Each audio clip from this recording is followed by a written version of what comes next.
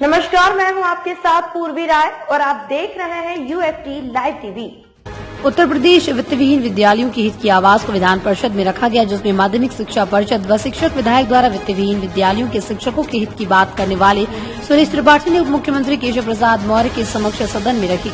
वित्तविहीन विद्यालयों के प्रति चर्चा करते हुए इंटरमीडिएट विधेयक 2022 सदन में उपस्थित सदस्यों द्वारा सदन में हाँ कहा गया, अर्थात ये प्रस्ताव ज्यादा बहुमत की वजह से पारित किया गया। वहीं उत्तर प्रदेश विधान परिषद में इंटरमीडिएट शिक्षा संशोधन विधेयक न्यायालय से 7 क ग पूर्ण मान्यता की धारा नहीं है, तो मान्यता की धारा न होने की वजह से धारा परिवर्तित की गई। पूरी मान्यता के साथ धारा नहीं है। 74 मान्यता की धारा को इससे जोड़ा जा रहा है, तो क्या मान्यता प्राप्त करने वाले विद्यालय जीवन भर वित्तविहीन ही रहेंगे? उनको किसी प्रकार की सुविधा नहीं दी जाएगी। इस संदर्भ में सरकार के आजीवन ऐसे विद्यालयों को वित्तविहीन ही रखेगी। नोटिस नियम 105 के अंतर्गत ये विलंबनीय भी है। राज्य सरकार द्वारा शिक्षा, स्वास्थ्य और सुरक्षा की जिम्मेदारी दी गई।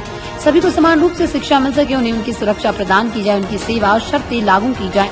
जिससे इस प्रदेश में विषम परिस्थितियां उत्पन्न हुई हैं, उनके संदर्भ में भी विचार किया जाए। जैसे शिक्षकों को आज रखा जा रहा, 2 महीने बाद उनको निकालकर दूसरे शिक्षक की नियुक्ति 3 महीने की दी जा रही है। उनको इस विषम परिस्थिति को हटाया जाए। जबकि देखा जाए तो उन्हें विद्यालय से मिलता क्या है, महज 1000, 2000 या 3000 रूपए विद्यालय प्रबंधन द्वारा दिया जाता है। वही माध्यम अपनाए कि चलो राष्ट्र निर्माण किया जाए। राष्ट्र निर्माण की सेवा दशा सुनिश्चित होना, उन्हें सरकार की ओर से वेतन न देना, मानदेय न देना, तरह तरह की स्थिति उत्पन्न हो रही है।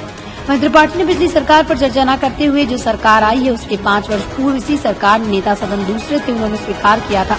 त्रिपाठी ने वित्तविहीन विद्यालयों और शिक्षकों के प्रति ध्यान देते हुए सरकार से समय समय पर इस समस्या के प्रति सदन में आवाज उठाते रहने का कार्य करते आ रहे हैं। देखा जाए तो त्रिपाठी शिक्षकों की आवाज को सर्जन में पहुंचाने व उनके प्रति एक लगन जैसी लगाए बैठे हैं। सदन में इस आवाज को उठाने के प्रति शिक्षकों, प्रबंधकों, प्रधानाचार्य में सुरेश कुमार त्रिपाठी के प्रति काफी चर्चा का विषय बना है।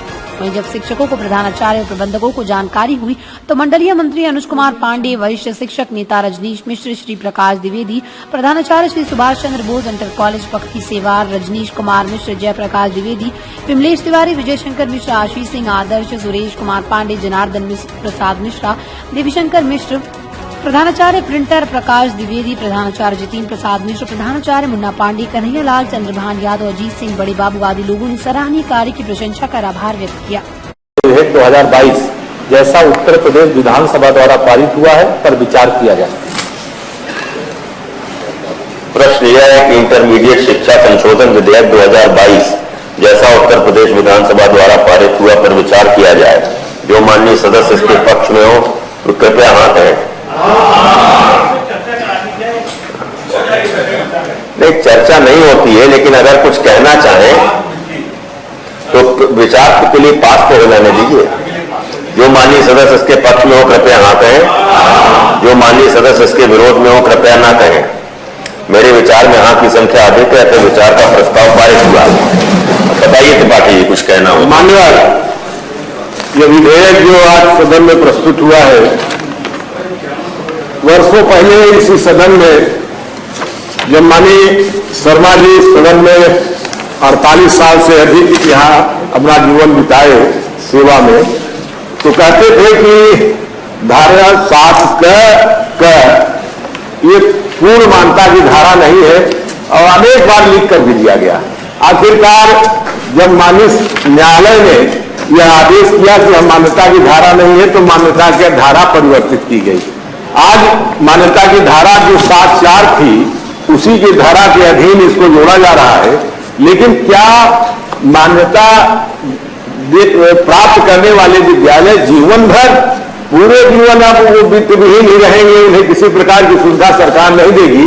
जो अंत में जोड़ा Uttar Pradesh high school intermediate college अध्यापकों तथा अन्य कर्मचारियों के वेतन भुगतान अधिनियम 1971, उत्तर प्रदेश माध्यमिक शिक्षा सेवा आयोग एवं चयन बोर्ड अधिनियम 1982, कोई बात इस उपधारा के अधीन मान्यता प्राप्त किसी नवीन स्व पोषित विद्यालय के संबंध में लागू नहीं होगी। ये आज से 32 साल पहले, 35 साल पहले जब 1987 में धारा 7(4) की जगह 7 क की गई और वो मान्यता की धारा थी ही नहीं, वो तो किसी उपवर्ग या संवर्ग के लिए मान्यता की धारा थी। लेकिन कौन सुनता है? न कारखाने में तूती की आवाज कोई नहीं सुना। आज जब माननीय उच्च न्यायालय ने यह व्यवस्था दी कि यह मान्यता की धारा नहीं है, धारा परिवर्तन कर, लेकिन धारा परिवर्तन के साथ मान्यवर इस प्रदेश के शिक्षकों पर भी, वहां के छात्रों पर भी, अभिभावकों भी दौड़ करना चाहिए कि आखिरकार क्या यह राज्य सरकार पूरे आजीवन उन्हें वित्त विहीन ही रखेगी कि जो, परंतु इस अधिनियम के अंदर किसी बात के होते हुए जो जोड़ा गया यह उचित नहीं है, यही इसका मैं विरोध करता हूं। ये मानवर मैं भी कहना चाहता हूं कि वित्तहीन व्यवस्था। माननीय चंदेल जी, तमाम महत्वपूर्ण खबरों के लिए देखते रहिए UFT लाइव टीवी।